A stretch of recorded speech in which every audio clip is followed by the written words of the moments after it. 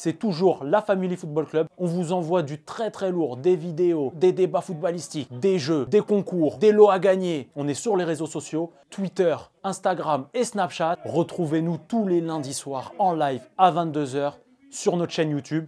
Abonnez-vous et les pouces bleus parce que ça donne grave de la force. C'est la Bombonera. Eh ben bonsoir à ceux qui nous rejoignent en ce moment. Du coup, on va parler d'un club dont on ne parle jamais en France. C'est le PSG. Et un moment qui est incroyable. Je peux. Non, c'est jamais pas. Allez-y. Non, moi je le check. Non, mais je sais pas. Alors, on va enchaîner du coup sur le mercato du PSG parce que c'est une période en général il se passe rien, donc on va en parler un petit peu. Pourquoi on va en parler? Parce que hier, vous l'avez vu, le PSG n'était pas champion et l'objectif c'est de se dire quel mercato on peut s'attendre pour ce Paris Saint-Germain et quel mercato il faudrait avoir au Paris Saint-Germain pour l'année prochaine ne plus se ridiculiser en Ligue 1, donc ça c'est la première chose, et de deux, ambitionner faire mieux en Ligue des Champions. Donc là, déjà la première chose, s'il te plaît, est-ce qu'on a des difficultés financières au Paris Saint-Germain? La réponse est plutôt de oui. On a 204 millions d'euros de déficit annoncé pour la fin de saison, donc d'après le journal L'Équipe.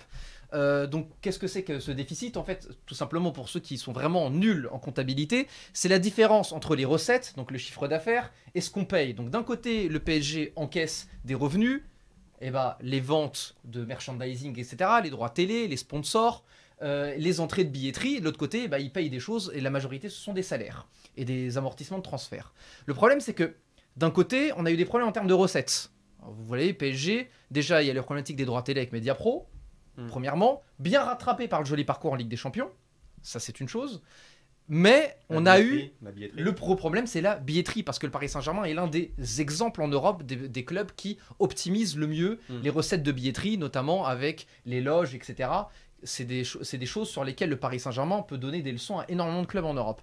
Par contre, derrière, on a une augmentation de la masse salariale, c'est-à-dire que là où des clubs ont essayé de baisser leur masse salariale, au PSG, ça a augmenté, notamment avec un mercato qui a été très mal géré. Là, je vais en venir juste après. S'il te plaît, la suivante. Flo. Donc, ce mercato qui a été raté, un mercato complètement raté. Le plus gros transfert a été Mauro Icardi, donc cette option d'achat qui a été levée. On le voit pour un résultat qui est ultra décevant.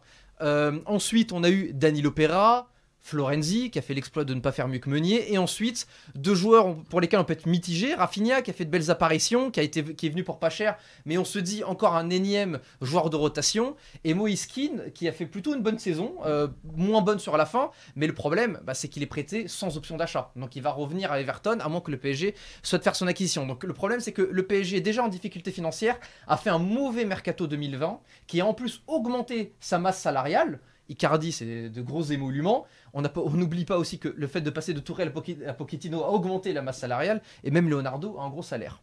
Donc, s'il te plaît, la suivante, Flo. Premier chantier du PSG, c'était d'abord les prolongations. Donc, comme vous pouvez le voir, en fait, la plupart des prolongations ont été réalisées, et la plus grande étant celle de Neymar Junior, jusqu'en 2025. Donc voilà, c'était la prolongation qui faisait poser question, avec celle de Kylian Mbappé, qui est toujours en suspens. Va-t-il prolonger ou non? Je pense qu'on va y venir, on va vous en parler. On a des informations exclusives. Donc voilà, je fais un petit peu de jus là. Non mais c'est vrai. C'est vrai. Et donc on va balancer la sauce dans pas longtemps. Mais entre-temps, le PSG a prolongé Draxler, Bernat, Di Maria, Navas. Après avoir perdu Thiago Silva libre, après avoir perdu des joueurs comme Tanguy Kouassi, le PSG semble avoir appris ses leçons et en tout cas souhaite peut-être d'ailleurs ne pas il n'aurait même pas fallu le faire avec Kurzawa, mais en tout cas prolonger les joueurs et ne pas les perdre libre. Excuse-moi de te couper, mais après de ses leçons, prolonger Draxler, le mec il est en vacances depuis 3 piges. Ouais, mais non, t'es dur. Parce que là, il revient bien avec Pochettino. Il lui fait confiance et franchement, il peut dire merci à Pochettino d'ailleurs. Son passage mais au PSG. Mais entre le père, parce que le truc c'est que Draxler, si tu le perds, le problème c'est que tu dois. Après, tu dois rajouter un c'est exactement ça. Et le contexte n'est pas favorable aujourd'hui. Quand tu as un Draxler, tu prolonges. Hein. Mais vous avez raison. Et pour aller plus loin, tu vois, sur le slide de juste avant, à un moment donné, PSG, c'est le mercato des copains. On le voit, Leonardo, il fait manger ses potes. C'est cru ce que je dis. Mais ça commence à sauter aux yeux des gens. Il y a toujours soit du Portugal, de l'agent italien, du truc. Et à un moment donné, c'est plafonné. Si tu travailles comme ça, tu peux pas travailler comme ça et ensuite avoir des ambitions dignes de je ne sais quel grand club. Tu ne peux pas fonctionner comme ça. D'ailleurs, Wesley, d'où le point d'interrogation sur Kylian Mbappé. Tout à fait. Du coup, justement, on va généraliser comme tu l'as dit, Wesley. Regarde, on va regarder la suivante. Déjà, on va se demander quelles ventes sont possibles au Paris Saint-Germain. Quels sont les montants qu'on peut peut-être dégager pour pouvoir refaire cet effectif. Donc là, je vous ai mis les montants, je ne les ai pas sortis de ma tête, ce sont les cotes qui sont indiquées sur Transfermarkt. À prendre avec d'énormes pincettes parce qu'elles ne prennent pas en considération les contrats, etc. Mais c'est quand même des montants qui, généralement, quand on regarde la corrélation, ne sont pas si éloignés. Après, le montant, par exemple, d'Icardi, 55 millions d'euros, est beaucoup trop élevé étant donné sa saison actuelle. Mais on peut avoir des montants parfois peut-être intéressants. On peut penser à un Sarabia qui a peut-être quelque part de sortie en Espagne, un Kerrer qui est peut-être intéresser un club. Et 25 millions pour Kerrer. Évidemment, ce sont des montants. Mais même 15 pour Areola. Oui, alors oui, même Areola. Après, Areola a été élu joueur de la saison à Fulham. On sait jamais. Peut-être qu'un club de première ligue peut être intéressé. En première ligue, ça peut. Peut-être pas à 25. Gratuit. Tout dépend. Le mercato. De toute façon, le mercato, c'est une sorte de contexte. Livré, emballé. C'est une sorte de contexte. Non, un joueur qui perd son défenseur central la dernière journée du mercato et qui cherche comme ça, voilà, à prendre en urgence. On a vu Chalet Tassar. C'est pas Maldini, hein, même si c'est pas un mauvais joueur, mais il a failli être pris pour une énorme somme. On a dit quasiment 30 millions à la dernière minute à Liverpool. Cet été, il sera peut-être pas parti à cette somme-là. Donc le mercato, comme le dit Leonardo, que j'affectionne pas énormément, le mercato elle est folle. Donc là-dessus, on peut avoir des surprises. Pour en revenir à l'effectif, la suivante. Alors, quels sont les postes à renforcer? Donc voilà, je vous ai mis à peu près une compo du PSG en 4-3-3, même si bon, Pochettino n'a pas l'air hyper fan du 4-3-3, mais regardez, on a des trous dans cet effectif. On a des postes qui sont à peu près sûrs. Navas, Kipembe, Marquinhos, Neymar, Mbappé, mais derrière, on a des manques. Tout d'abord, le milieu de terrain. Regardez, on n'a pas de milieu de terrain au PSG pour lesquels on peut être sûr, quand on commence le coup d'envoi, que ce sont des titulaires indiscutables. On a des personnes qui ont fait des belles saisons, on pense à Gay, Verratti, qui a un statut qui joue par le passé, mais qui n'est pas fiable, Paredes, qui a fait de beaux matchs, mais derrière, Danilo, Rafinha, Herrera, trop de seconds couteaux dans ce club, des seconds couteaux en plus qui coûtent cher. Ensuite, deuxième problème qu'on peut identifier, donc là, on peut passer à la première, s'il te plaît. Donc, la priorité, c'est le milieu. Quels sont les joueurs que le PSG peut aller chercher ? Pour ma part, le PSG ne doit pas chercher un milieu, mais au moins 2 milieux de terrain. La bonne recette, à mon sens, ça serait de faire 2 profils. Le premier profil, ça serait le jeune espoir dynamique, celui qui montrerait que le PSG a un projet d'avenir. Et là-dessus, il n'y a pas 150 profils. Il y a celui d'Edardo Camavinga, qui a l'avantage d'avoir plus qu'un an de contrat. C'est un an de contrat. Mais prometteuse. Plus qu'un an de contrat. Donc c'est sûrement beaucoup moins cher que les 60 millions d'euros annoncés l'année dernière. On a, et là, la surprise, la révélation meilleur espoir de Ligue 1, Tchouaméni. Ah ouais. Et on va dire la révélation italienne qui va jouer l'Euro avec l'Italie, qui est Locatelli, d'ailleurs, qui va peut-être prendre la place de Verratti. Vas-y, Wesley. Désolé d'intervenir, mais est-ce que le PSG est attractif aujourd'hui? Parce que si on prend, au-delà du projet qui, à mon sens, est encore flou, on veut gagner la Ligue des Champions. Déjà, comment? Quel est le projet? Et de deux, l'image renvoyée par le PSG en Ligue des Champions cette année. À la fin, là, comment ils ont perdu à City. L'autre qui s'énerve, l'autre qui ceci, l'autre qui cela. Et moi, je pense sincèrement que dans la réflexion d'un joueur, tout ça rend... déjà rien que Kylian Mbappé. C'est Mbappé, l'interview qu'il donne. C'est ça, parce qu'aujourd'hui, cette année, Mbappé, vraiment, en termes d'image, ce qu'a renvoyé le PSG, au-delà de, OK, ils n'ont pas gagné le championnat, ça arrive. Mais en termes d'image, ce que renvoie ce club, un grand club, c'est un club qui a de la classe. Comme toi ce soir. Oh là là, ouais.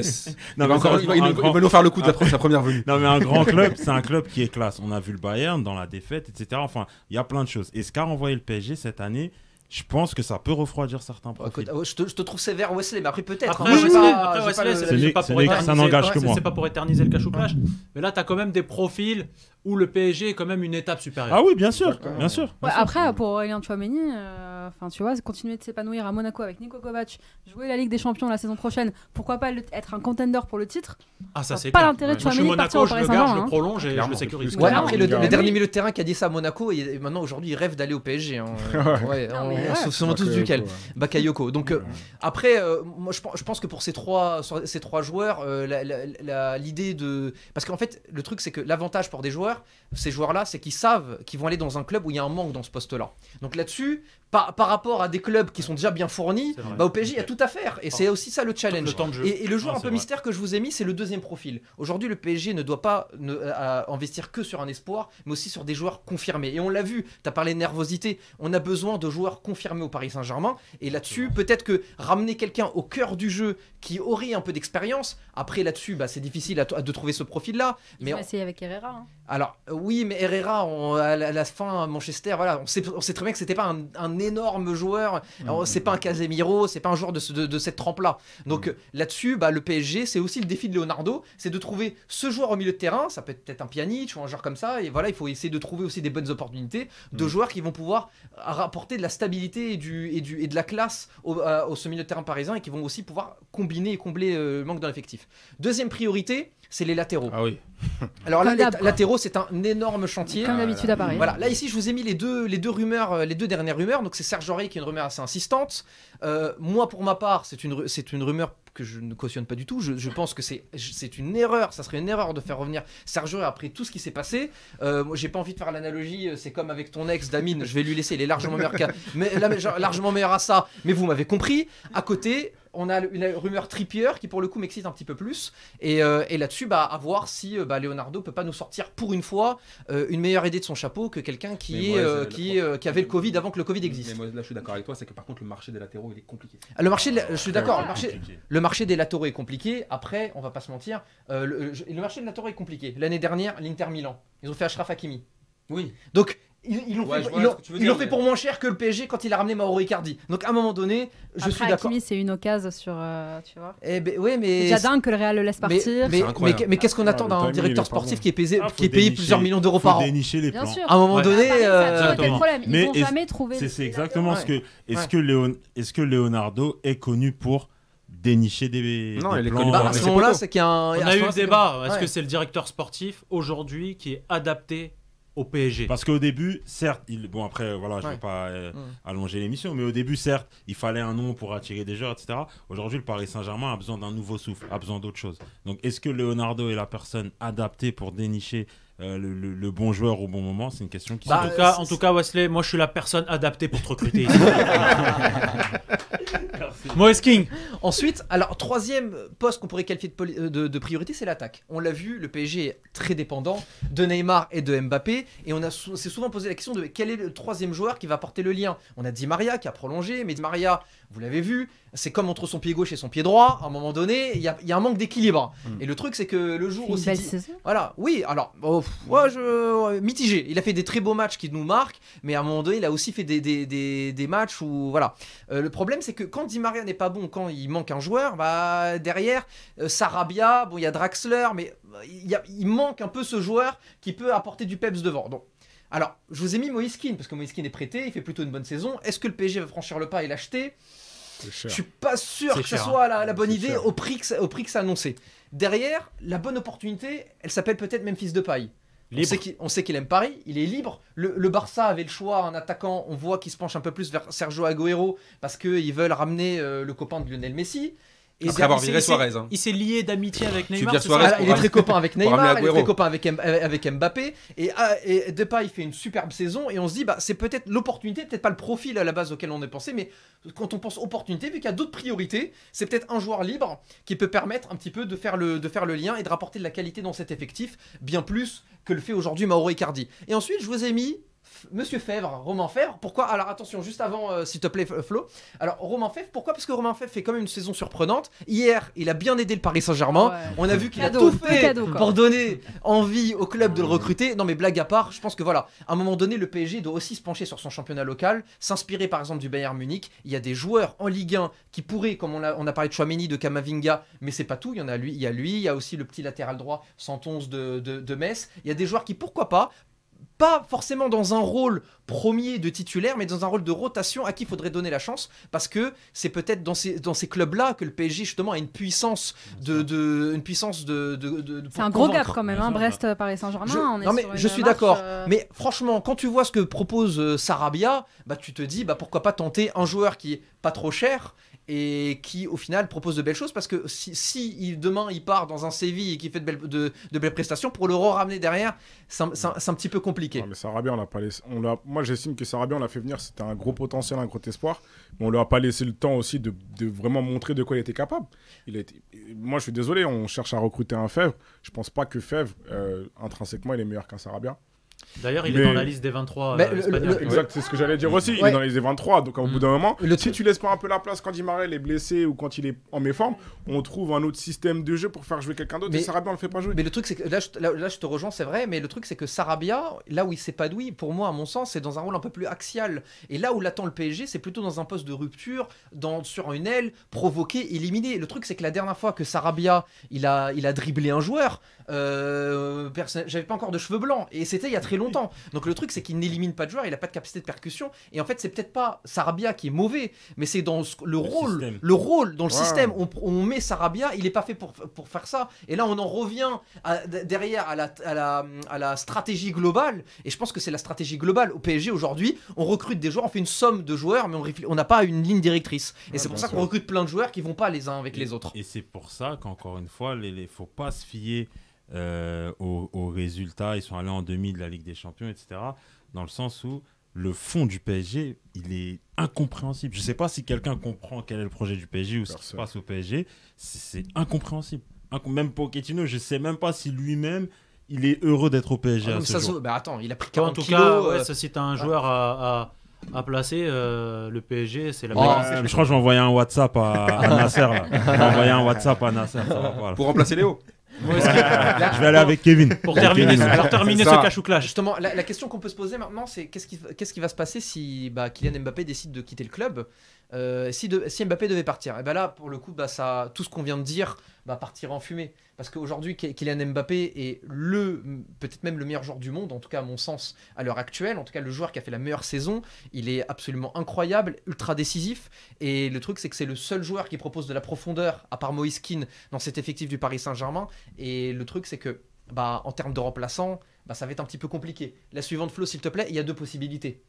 Ou bien on réfléchirait à le remplacer sportivement parlant, et à ce moment-là, il n'y a qu'un seul joueur qui se dégage pour un petit peu remplacer en termes de buts, de statistiques et de profil, ça serait Haaland du Borussia Dortmund. Mais quand on entend l'interview de Raiola il n'y a pas très longtemps, il cite plein de clubs, mais il ne cite pas le PSG. D'ailleurs, il a fait sa tournée des popotes, mais apparemment le Parc des Princes, il n'y est pas encore allé. Bon, mais on ne sait jamais, le mercato peut vite aller vite. Mais sinon, il y a aussi l'aspect symbolique, c'est qu'on perd Mbappé, qui est la star montante en Ligue 1, mais derrière, il ne faut pas l'oublier, on est sur du soft power. Et l'objectif du Qatar, c'est que même s'ils perdront un jour Mbappé, parce qu'ils vont peut-être le perdre un jour, c'est derrière de ne pas perdre la face. On perd Mbappé, mais par contre, on ne perd pas notre honneur. Et c'est quoi l'honneur ? L'honneur, il n'y a que deux joueurs, en fait, qui sont à la hauteur de l'aura, même si c'est des gloires sur la fin, c'est Cristiano Ronaldo et Messi.